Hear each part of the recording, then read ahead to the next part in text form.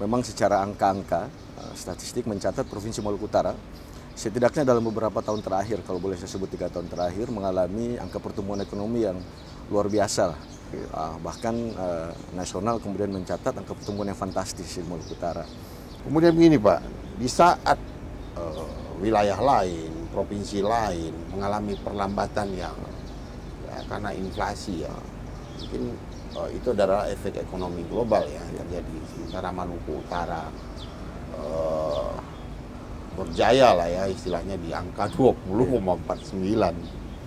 Bilang kalau di belahan dunia manapun belum ada pertumbuhan ekonominya sebesar yang itu. Sangat luar biasa seperti ini. Nah, kira-kira nih Pak, dari Bapeda sendiri ya, terkait dengan hal ini nih, kira-kira sudah punya program jangka panjang kan? Ya, bagaimana di Bapeda juga menyiasati program kegiatan yang bisa menyelaraskan seperti yang Bapak sampaikan tadi.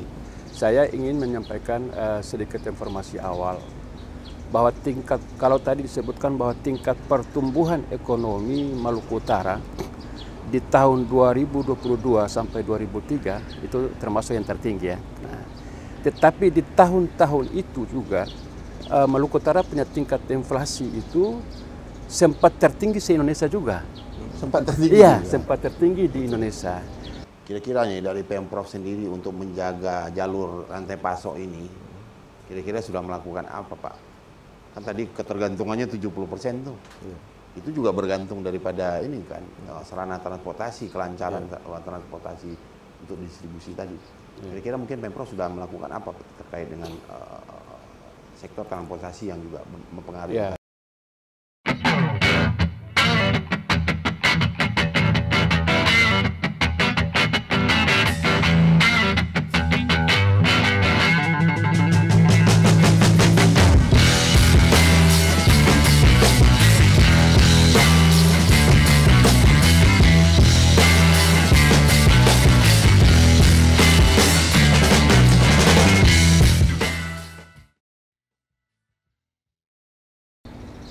Bertemu lagi kita di Head to Head edisi khusus. Kali ini kita akan membongkar tentang strategi dan inovasi terkait dengan inflasi dan pertumbuhan ekonomi di utara Indonesia, tepatnya di Maluku Utara.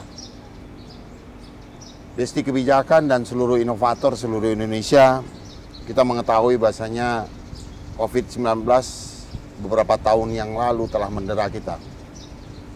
Efek dari COVID-19 itu sampai saat ini masih kita rasakan.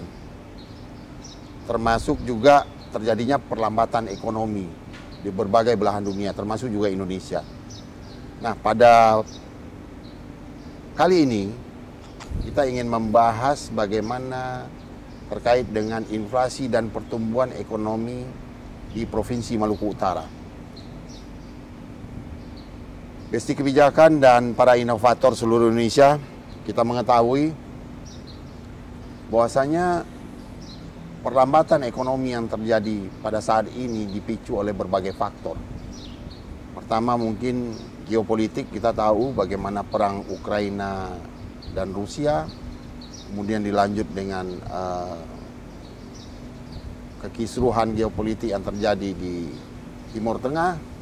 Ya, ini adalah penyebab daripada perlambatan ekonomi dunia. Ditambah lagi belum selesainya Cina dengan efek daripada pandemi COVID-19 yang mempengaruhi daripada rantai pasok produksi dunia.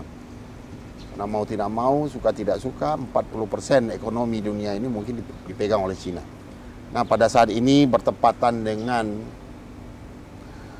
seminar analisis strategi pembangunan ekonomi daerah ya, terhadap laporan Dewan Gubernur Bank Indonesia tentang kondisi perekonomian terkini ya, yang kita seminarkan di Sun Lake Waterfront Resort and Convention di Jakarta. Kami menangkap 2 orang narasumber ya, yang mana mungkin bisa kita jadikan contoh atau mungkin menjadikan poin bagi kita untuk bagaimana juga kita meningkatkan pertumbuhan ekonomi dan mengatasi inflasi di daerah. Kita mengetahui bahwa Maluku Utara dengan tingkat pertumbuhan ekonomi yang mungkin di dunia mungkin paling tinggi ya Pak ya. Bulan kemarin saja yang terakhir dirilis itu sekitar 20 ya Pak, 20,49%. Dan tahun 2022 itu tertinggi ya, Ya. 22,94%. 22,94%. Ya. Ini jauh sekali di atas rata-rata nasional ataupun provinsi lain. Nah, kondisi inilah yang membuat kita pada saat ini ingin membahas tema ini ya. Kami perkenalkan narasumber kita yang saya bilang istimewa sekali ya. Yang satu di sisi perencanaan, yang satu lagi adalah di seksi mungkin eksekutor lapangannya ya. Kita pengen tahu ya bagaimana sisi perencanaan, bagaimana dengan sisi pengejawantahannya di lapangan. Nah, telah hadir bersama kita pada podcast Head to Head kali ini ya, kita akan bongkar strategi dan inovasi apa yang mereka lakukan. Bapak Kepala Bapeda Provinsi Maluku Utara, Bapak Dr. Muhammad Sarmin S. Adam, SSTP MSI. Selamat siang Pak. Selamat siang. Ya. Kemudian juga ada Bapak Kepala Biro Perekonomian ya, Provinsi Maluku Utara yang tadi malam juga jadi narasumber ya Pak di seminar analisis ya. Bapak Dr. Anas Ansar Daali MSI. Selamat siang Pak. Selamat siang juga. Itulah mungkin kita akan bercerita selanjutnya basic kebijakan para inovator seluruh Indonesia. Bagaimana sih kondisinya pertumbuhan ekonomi dan inflasi di Provinsi Maluku Utara. Sampai Presiden wanti-wanti loh. Hati-hati Maluku Utara. Ya. Mungkin itu menjaga ritme ya. Inflasi juga di pertumbuhan ekonomi yang cukup tinggi itu. Mungkin yang pertama ke Pak Kepala Bapeda nih Pak. Ya. Bagaimana sih menurut pendapat Bapak itu pertumbuhan ekonomi di Maluku Utara saat ini? Yang sekarang angkanya 20,49%. Silakan Pak. Ya. Iya, terima kasih. Selamat siang para inovator di seluruh Indonesia. Ini momen spesial ya bagi kami, diberi ruang, diberi kesempatan untuk berdiskusi, berbagi pengetahuan. Tentu kita sharing lah terkait dengan catatan-catatan yang sudah kami lalui di Provinsi Maluku Utara pasca pandemi, kemudian sampai saat ini. Memang secara angka-angka, statistik mencatat Provinsi Maluku Utara setidaknya dalam beberapa tahun terakhir, kalau boleh saya sebut 3 tahun terakhir, mengalami angka pertumbuhan ekonomi yang luar biasa. Bahkan nasional kemudian mencatat angka pertumbuhan yang fantastis di Maluku Utara. Di tahun 2023 terakhir, tadi sudah disebutkan 20,49. Nah, kalau dari sisi pertumbuhan ekonomi, saya pikir kita perlu kemudian melihat secara detail kontribusi dari sisi PDRB ini. Nah, memang dalam kurun waktu 10 tahun terakhir, kalau kita mau melihat angka-angka, terjadi perubahan komposisi. Gitu. Kalau sebelumnya Maluku Utara itu didominasi oleh sektor pertanian, kalau memang leading sektor kita di situ, based on karakter Maluku Utara juga masyarakat petani, tetapi praktis dalam 3 tahun terakhir itu mengalami perubahan komposisi. Sektor industri pertambangan dan industri pengolahan kemudian menjadi kontributor terbesar dari sisi pertumbuhan ekonomi Maluku Utara. Jadi kalau boleh saya garis bawahi, pertambangan dan industri pengolahan yang lagi tren primadona di Provinsi Maluku Utara. Tambang ini mungkin. Tambang ya. Saya sebut saya nikel lah. Nikel ya. Karena di Maluku Utara sendiri ada 2 KIPN ya, kawasan industri prioritas nasional yang memang menjadi prioritas di sana. Gitu. Dan oleh karena itu tentu kita berharap dengan adanya KIPN, dengan adanya angka-angka pertumbuhan yang tinggi, ini kemudian menjadi berkah, punya multi efek ke seluruh sendi-sendi Kabupaten Provinsi Maluku Utara. Oleh karena itu memang langkah-langkah kita ke depan ya bagaimana sehingga program hilirisasi yang sementara digencarkan oleh nasional itu, oleh pemerintah pusat, itu betul-betul mampu memberi berkah bagi masyarakat Indonesia, khususnya Maluku Utara secara keseluruhan. Karena sampai saat ini pun para inovator perlu kita ketahui bersama bahwa angka pertumbuhan yang tinggi ini, kalau boleh saya sedikit berbagi, itu belum memberikan efek positif signifikan ke seluruh sendi-sendi Oh, kehidupan. gitu ya Pak ya? Iya. Nah, perlu upaya hilirisasi, perlu upaya yang integratif, holistik, sehingga efeknya ini tuh betul-betul Inovatif lah satu lagi ya. inovatif lah begitu. Jadi tidak hanya konvensional saja kebijakannya, tetapi perlu langkah-langkah yang secara pribadi saya menyebut ada upaya-upaya yang luar biasa, out of the box lah, untuk melihat berkah dari nikel dan industri pengolahan dan pertambangan ini betul-betul berefek gitu. Jadi ada gap lah gitu ya Pak ya? Iya, bukan gap sih, tetapi dampak signifikannya ini yang belum kita rasakan. Perlu upaya-upaya yang lebih konkret lah ke depan. Kemudian Pak, tadi sudah disampaikan kira-kira itu salah satu faktor ya pemicunya. Mungkin dari Bapeda sendiri yang melakukan analisa, kira-kira ada faktor lain yang memicu pertumbuhan ini tinggi loh itu Pak.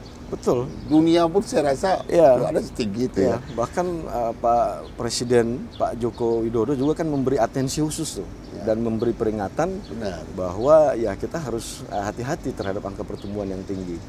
Memang kalau kita lihat trennya dalam 3 tahun akhir, setelah 22,94 di tahun sebelumnya, sekarang 20,49, ini kan terjadi penurunan ya, penurunan.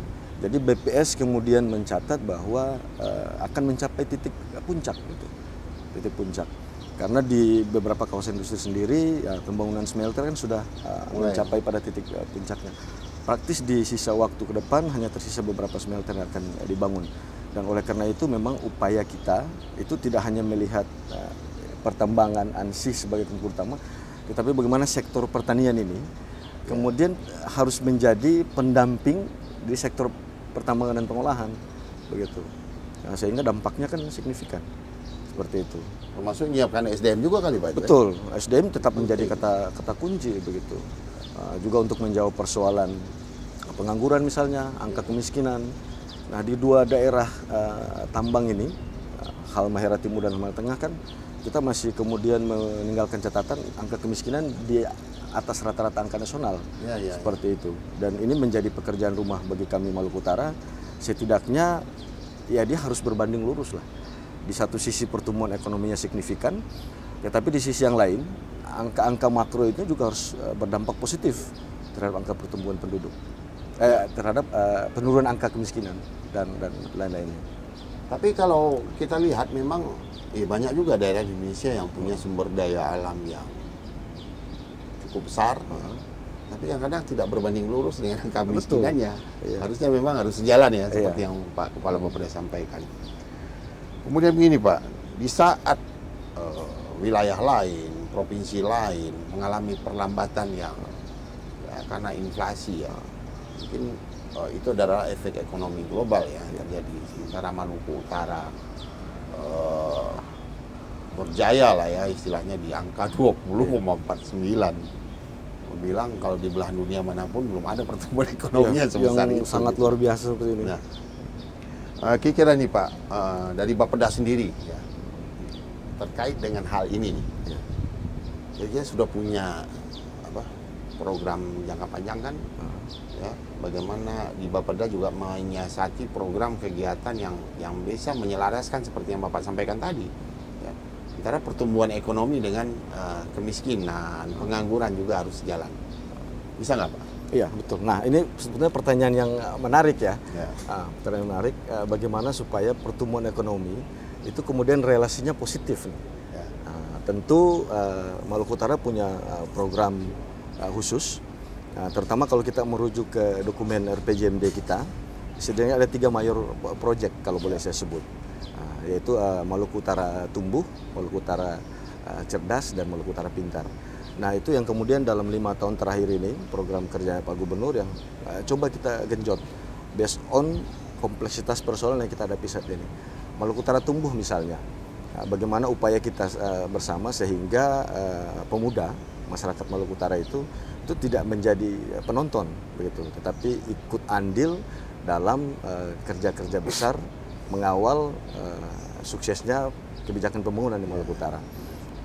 juga tentu mayor-mayor proyek lainnya yang memang masih berputar pada persoalan-persoalan infrastruktur dasar, pelayanan, dan itu problem Maluku Utara di kurang lebih 20 tahun terakhir yang perlu kita jawab.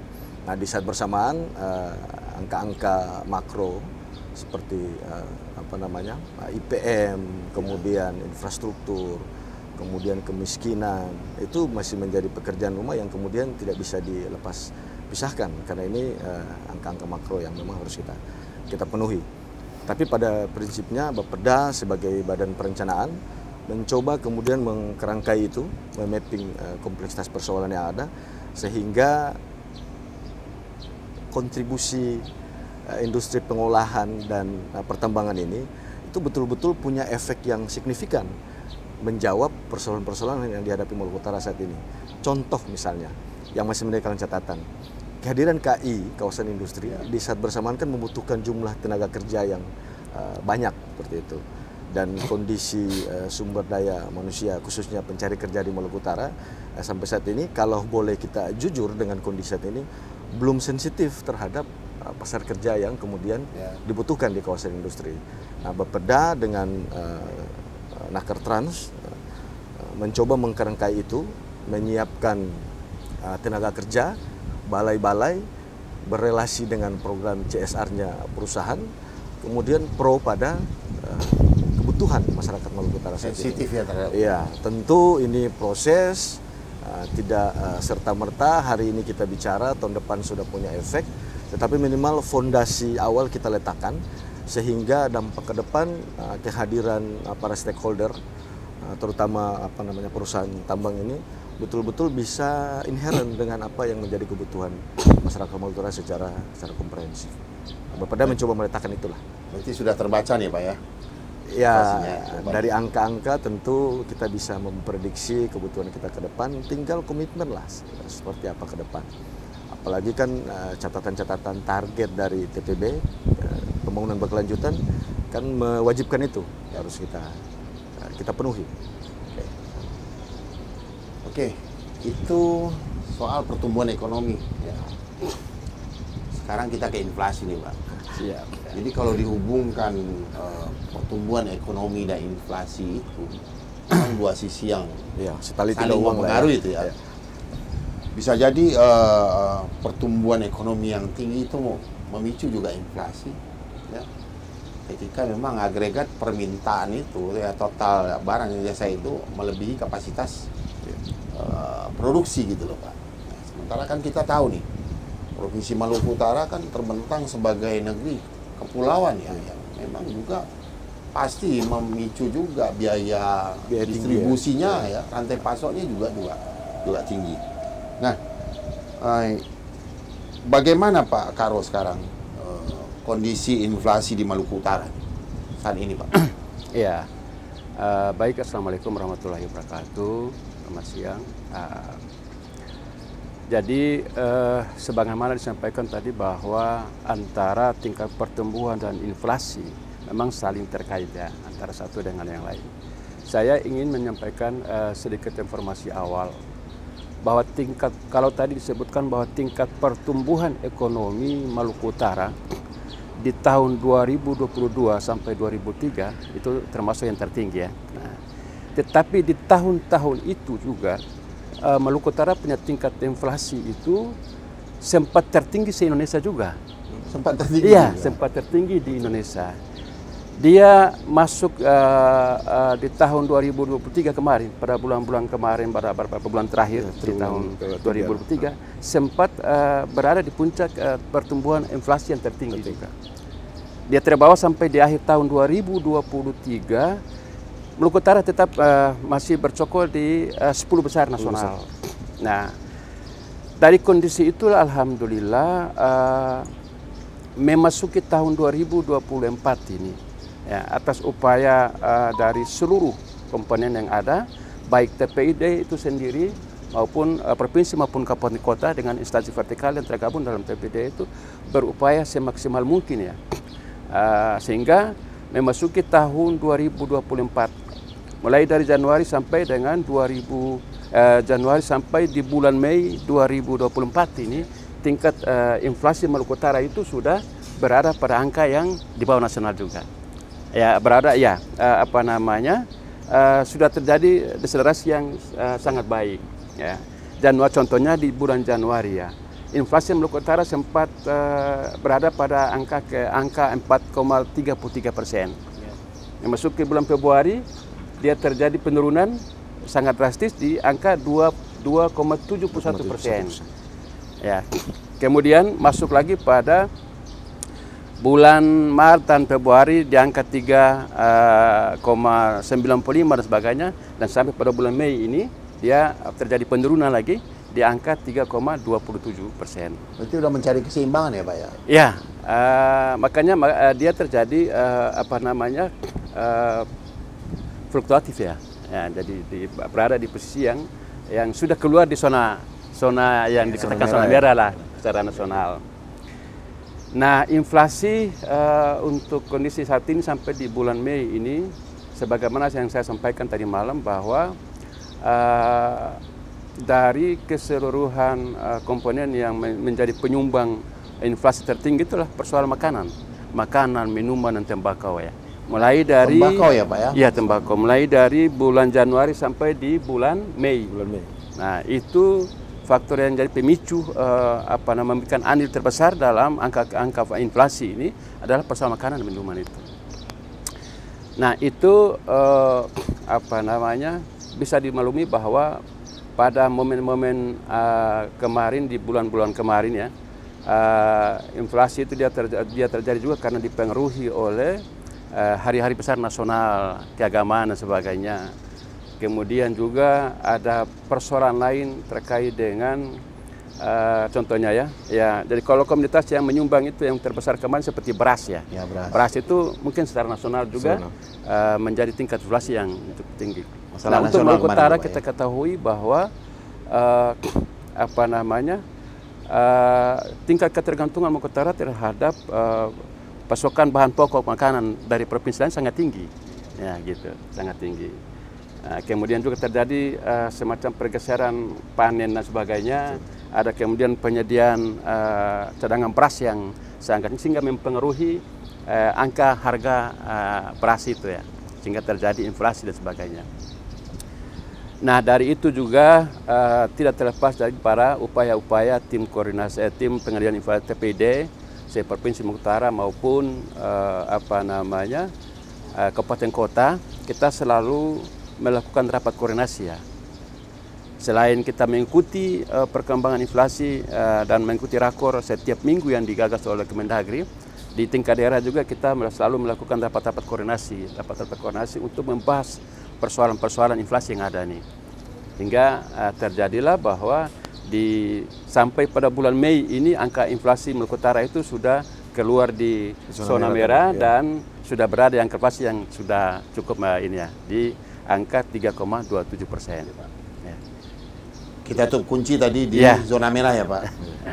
Pemirsa dan Besti Kebijakan, ya, kita berbicara masalah hujan inflasi. Tapi sekarang ini kita hujan beneran. Jadi mungkin setelah ini kita pindah studio ke tempat yang teduh. Kita akan lanjutkan setelah ini. Pemirsa Head to Head dan Besti Kebijakan seluruh Indonesia dan juga para inovator. Menarik memang kalau kita bicara hujan inflasi. Yang datang memang hujan beneran. Ya. Akhirnya kita pindah studio. Tadi kita di sebelah sana, hari ini kita di sini ya, karena cuaca yang hujan. Baik, tadi kita kunci ya. Kita lanjutkan Pak Karo. Ya. Kita kunci tadi bagaimana upaya daripada Pemprov ya untuk menjaga kestabilan ini. Ya.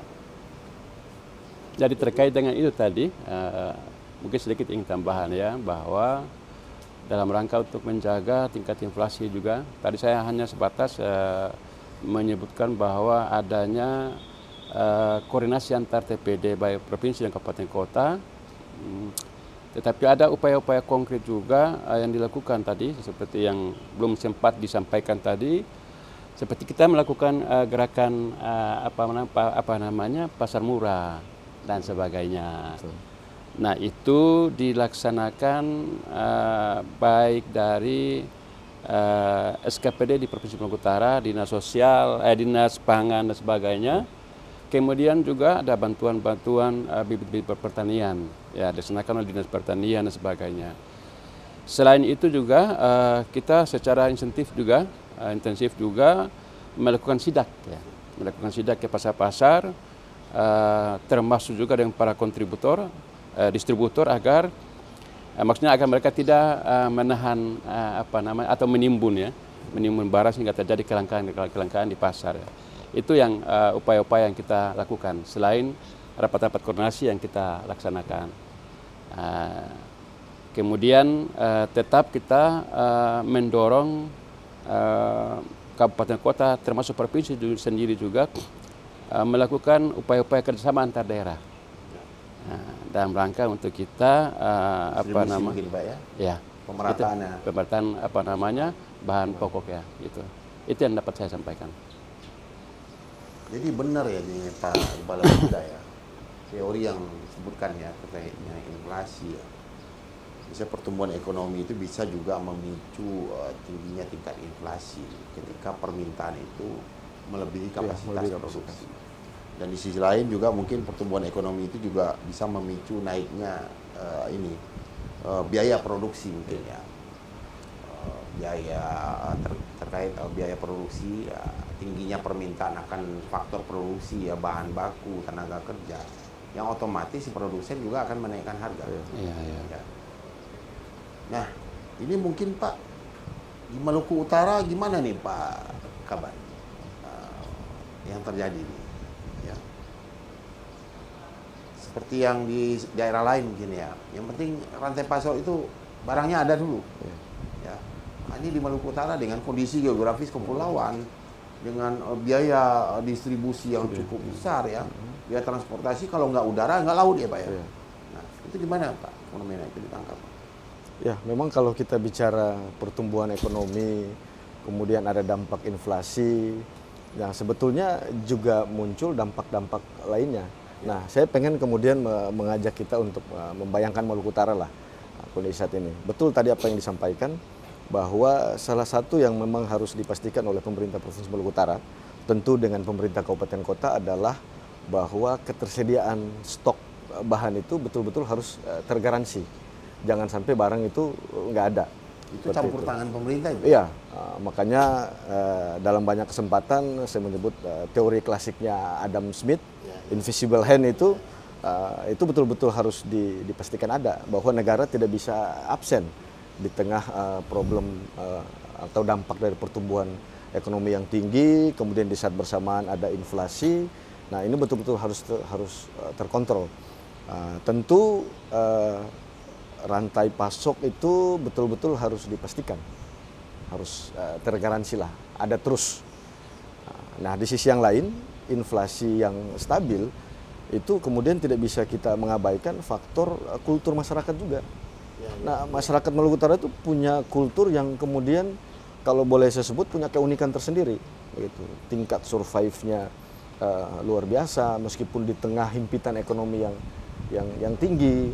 Kemudian kulturnya bisa kemudian bertahan di tengah angka inflasi yang tadi disebut Pak Karo juga tinggi. Jadi geliat pasar itu tetap ada. Ya, memang agak sulit menjelaskan secara detail. Ini pertumbuhan tinggi, inflasi tinggi, harga-harga naik, tapi pasar bergairah. Iya, pasar masih tetap bergairah. Tentu ada faktor given lainnya yang memang harus kita perlu riset yang mendetail. Tapi yang perlu saya sampaikan di kesempatan hari ini juga, bahwa inflasi bukan satu-satunya dampak negatif yang kemudian timbul.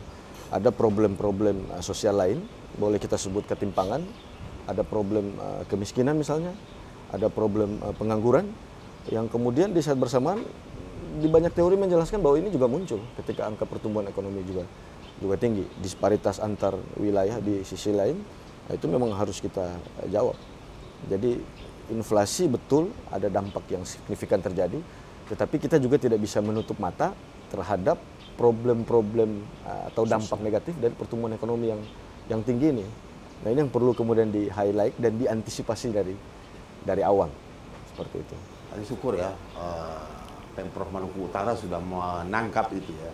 Ya, setidaknya kita mampu mendeteksi itu sehingga ada upaya-upaya yang paripurna untuk melibatkan stakeholder pembangunan lainnya untuk setidaknya bisa mendeteksi, kemudian mengendalikan, utamanya pada problem-problem sosial ya yang muncul di saat bersamaan dengan tinggi angka pertumbuhan penduduk. Menarik juga mungkin yang disampaikan Pak Karo tadi. Rantai pasok misalnya beras ya, Sulawesi Utara, Sulawesi Selatan dengan Jawa Timur ya, iya. dekat ya. Yang penting itu terjaga, Maluku Utara aman ya. Insya Allah aman. Kemudian juga tadi menarik juga yang disampaikan Pak Kaban mungkin ya Pak Karo ya. Kata survive tadi. Iya. Bagaimanapun hujannya inflasi ini, yang pasar berbagai ini mungkin perlu dicari ini fenomena ini kenapa. Apakah memang mungkin dari zaman dahulu kala itu ya orang terkenal Ternate Tidore itu adalah bangsa pedagang di Selat Malaka ya, mungkin memang sudah piawai ya untuk bermain di sisi itu gitu. Ya. Jadi mungkin ini lanjut Pak Karo ya.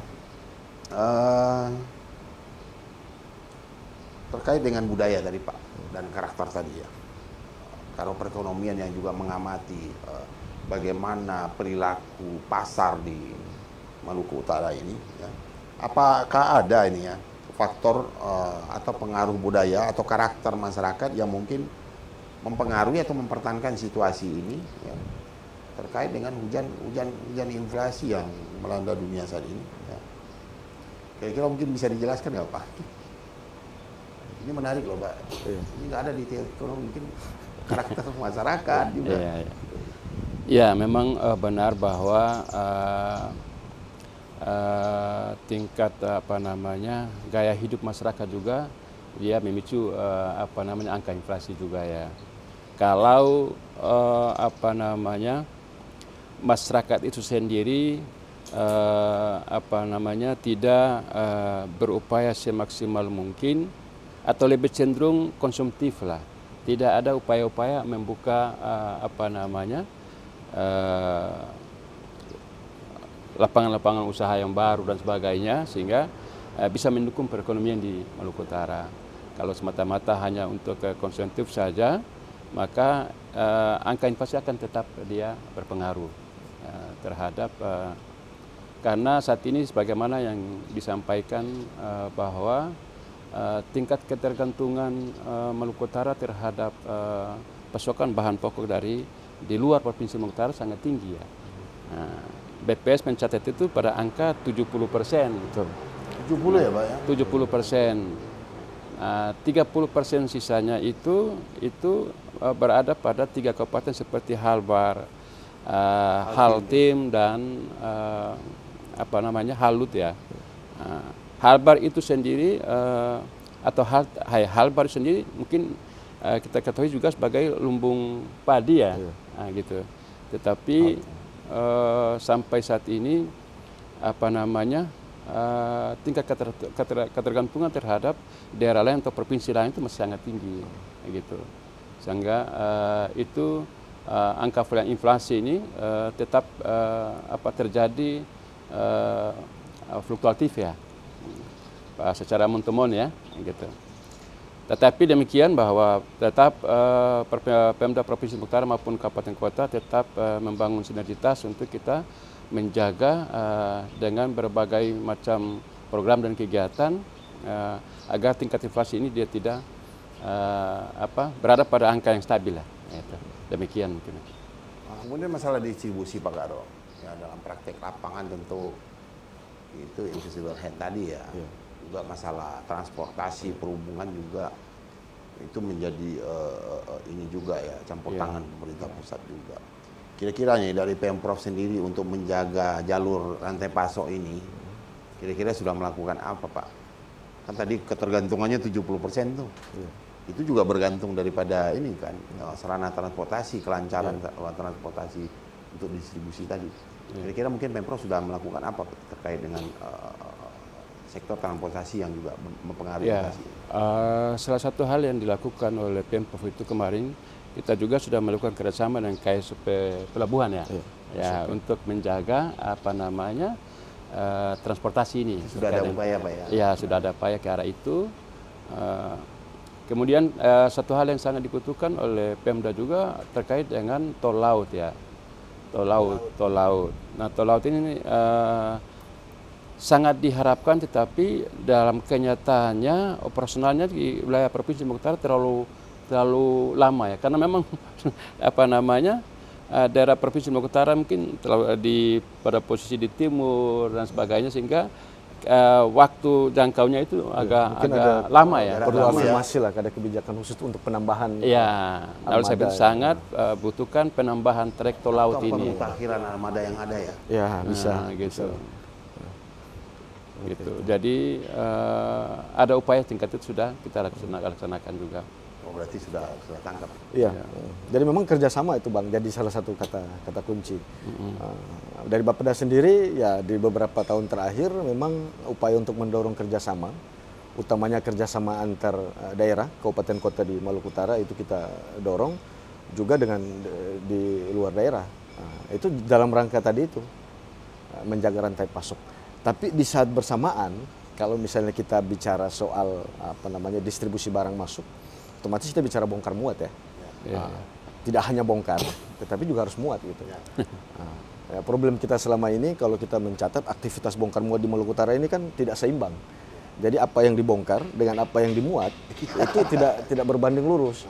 Nah, Bapeda sendiri kemudian berupaya memapping itu, merencanakan itu biar untuk kebijakan jangka menengahnya bisa mendorong antara apa yang dibongkar, misalnya contoh, kita bayangkan ada bongkar beras nih atau sembako. Nah, di saat bersamaan produk-produk lokal Maluku Utara juga muat gitu di kapal itu, sehingga di saat bersamaan itu ada pertukaran. Nah, dengan Jawa Timur misalnya kita sudah ada MOU, mereka mendorong apa yang kita butuhkan dan di saat bersamaan ya kita mendorong apa yang mereka butuhkan. Nah, mungkin inisiasi-inisiasi seperti ini yang dalam jangka menengah perlu kita bijaki sehingga tidak hanya barang itu datang, tetapi barang lokal milik Maluku Utara juga keluar gitu. Ya, ibaratnya jangan datang bawa muatan, pulangnya kosong. Kosong. Nah, itu yang kemudian dalam tanda kutip harus betul-betul kita inisiasi, harus berimbang. Betul. Nah, ini apa kabar? Kan banyak faktor yang kita sudah bicarakan yang memicu pertumbuhan ekonomi. Ada sumber daya alam, ada investasi, tenaga kerja, yaitu kemudian pengaruh perdagangan global, permintaan global, kemudian juga infrastruktur, kewirausahaan banyak. Katakan ada 10. Nah, pertumbuhan ekonomi yang tinggi ini kan memungkinkan sebenarnya Pemprov itu dalam jangka panjang bisa merencanakan pembangunan yang berkelanjutan dan inklusif. Nah, dari sisi perencanaan Pak, ini kan sudah masuk ke periode terakhir. Yang tahun terakhir. Tahun terakhir. Kira-kira ada gambaran nggak Pak? Ya, kalau kita bicara pembangunan berkelanjutan, yang inklusif tentu pembangunan untuk semua lah, secara hakikatnya. Kalau kita bicara pembangunan, nah, tentu pada aspek yang lain kebijakan pembangunan tentu kita berharap minimal mampu menjawab lah kompleksitas persoalan-persoalan mendasar yang ada di Maluku Utara. Dalam range waktu tahun ini, kalau boleh saya sebut, ini tahun terakhir RPJMD Maluku Utara Sejahtera, karena memang secara periodenya berakhir. Kemudian di saat bersamaan, di seluruh Indonesia kan sementara menyusun dokumen RPJPD untuk 20 tahun. 20 tahun. Iya. Nah, di saat yang bersamaan juga kita kemudian diberi tugas, berkewajiban menyusun rancangan RPJMD teknokratik. Dua dokumen ini adalah referensi paling utama bagi para calon kepala daerah yang akan bertarung nanti di Pilgub. Ya, tentu harapannya kebijakan pembangunan ke depan lebih inklusif begitu. Tetapi secara subjektif saya ingin mengatakan bahwa yang inklusif itu betul-betul harus based on problem yang ada di sana. Based on cerita masyarakat. Iya, based on problem di sana, di Maluku Utara misalnya, based on 10 kabupaten kota, kemudian menjawab kompleksitas persoalan paling mendasar, infrastruktur tadi. Nah, kalau misalnya kita bicara pasok, berarti infrastruktur jalan, jembatan. Nah, itu kalau kita bicara rantai pasok ya, belum rantai nilai dan sebagainya. Minimal untuk jangka pendek 1 tahun, 5 tahun, dan 20 tahun akan datang, ya kita tuntas infrastruktur. Nah di saat bersamaan yang kita sebut inklusif ya juga harus menyasar pelayanan dasar lainnya. Problem pendidikan, baik itu pendidikan yang umum maupun vokasi, kemudian problem layanan kesehatan yang menjadi kebutuhan paling mendasar, juga problem-problem lainnya yang kemudian punya dampak signifikan terhadap angka-angka makroekonomi. Kan ini raport nasional ya. Tentu kebijakan pembangunan dalam konteks baik itu jangka pendek, menengah maupun panjang harus terukur, tidak hanya outputnya, tetapi dampaknya itu, impactnya. Jadi paradigma juga harus betul-betul bicara pada tidak output tapi outcome-nya seperti apa. Tapi yang pasti juga dengan cara-cara baru ya. Iya, tentu dengan cara-cara kekinian, inovasi menjadi kata kunci. Begitu harus out of the box lah, kekinian. Ya, saya sering menyebut paling mutakhir lah, seperti itu. Untuk mendapatkan hasil yang ekstrim memang cara-caranya harus ekstrim juga. Iya. Perencanaan juga harus ekstrim juga. Betul, harus out the box, tetapi juga tetap berlandaskan pada regulasi-regulasi Oh yang iya, ada. jelas. Itu kemudian tidak perlu kita ingatkan lagi, itu udah kewajiban ya. Ya. Pemirsa dan basic kebijakan, itulah pembicaraan kita yang menarik. Kita kupas tadi bagaimana sih kondisi sebenarnya ya. Pertumbuhan ekonomi yang tinggi di Maluku, kemudian kaitannya dengan inflasi yang terjadi di Maluku Utara maksudnya, ya. Kita tadi sudah kupas tuntas. Nah mungkin ini terakhir Pak, Pak Karo, Pak Aban, para Bapeda ya. Quotes Pak. Wah, ini seru nih kalau quotes ya. Ini mungkin kita sudah sampai di penghujung nih kayaknya. Enggak Pak, silakan. Iya. Ini quotes-nya yang menarik nih, Bang. Saya pikir tiap daerah punya karakter masing-masing dan cara mengintervensi juga kemudian tidak bisa dilepas pisahkan dari karakter. Kita punya banyak problem yang kita hadapi, waktu kita terbatas, kerja kita banyak, dan ya kalau boleh saya mengingatkan bahwa di kondisi yang waktu terbatas, kerja banyak, ya sekali merengkuh dayung 2-3 pulau terlampaui lah. Sekali mengambil kebijakan, ya 2-3 problem kemudian bisa terjawab. Sampai Pak Kaban tadi, keseimbangan ya? Iya, kemudian menjaga keseimbangan itu menjadi kata kunci. Nah, kalau orang perencanaan sih sering menggunakan istilah gagal merencanakan berarti merencanakan kegagalan. Kalau saya ada quotes lagi Pak. Nah, iya, gitu. Permasalahan terbesar di perencanaan itu tidak punya rencana Pak. Iya. Itu sering. Betul. Artinya memang kita harus betul-betul detail merencanakan jangka pendek, ke menengah dan panjang. Betul. Jadi jangan nanti udah ada uang bingung mau bikin iya, apa. Gitu. dan itu harus terukur. Tidak bisa saat tiba Benar, akal ya. Sepaham kita itu. Iya. Dan yang paling terakhir nih Bang, sebelum kita tutup. Masa depan, 20 tahun, 5 tahun, itu sebetulnya cara dan konsekuensi kita mengelola masa kini Bang. Oh jelas. Iya, salah mengelola berarti kita sementara... Saya sepakat Pak Kaban. Iya.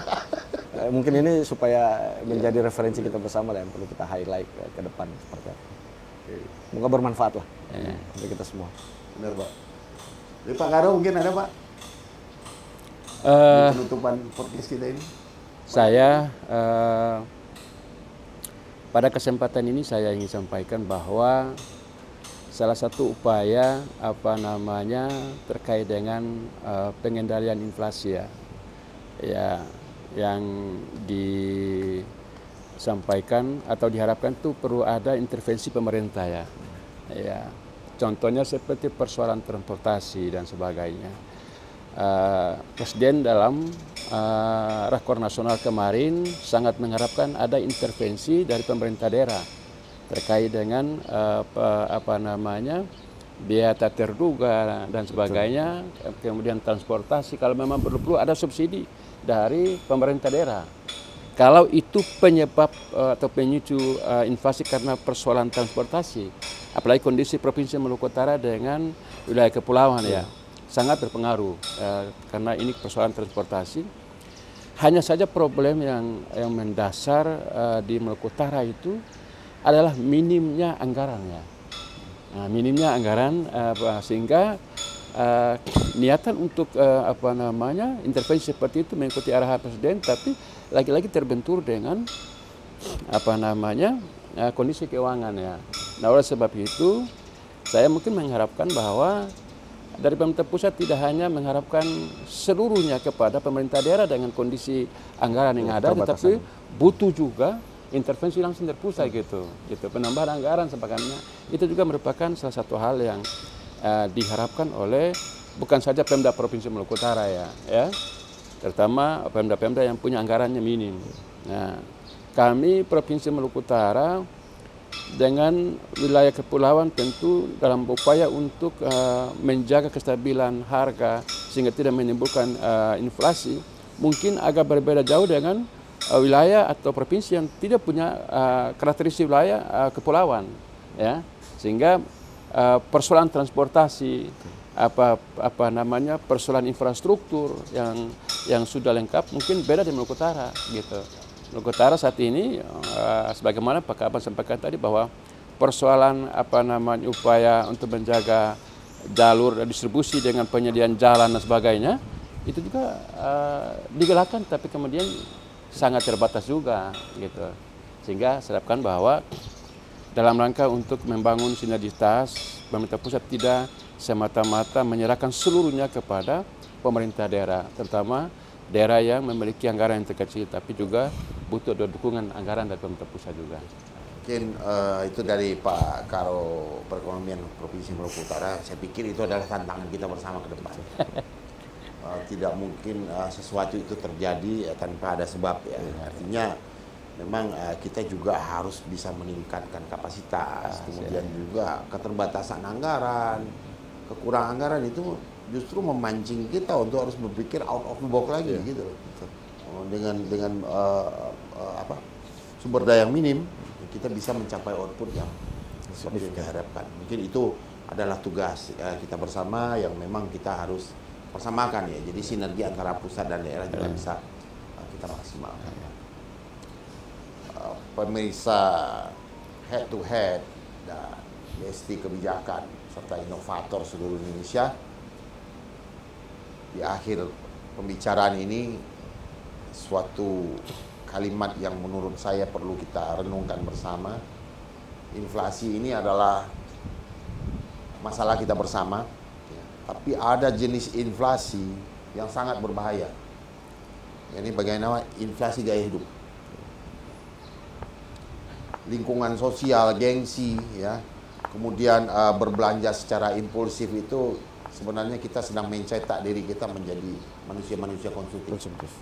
Ya, yang tidak lagi bisa membedakan antara kebutuhan dengan keinginan. Ya.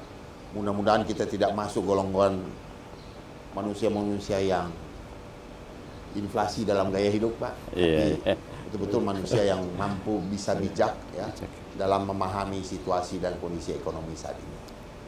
Sampai jumpa, bertemu lagi kita di head to head berikutnya. Salam.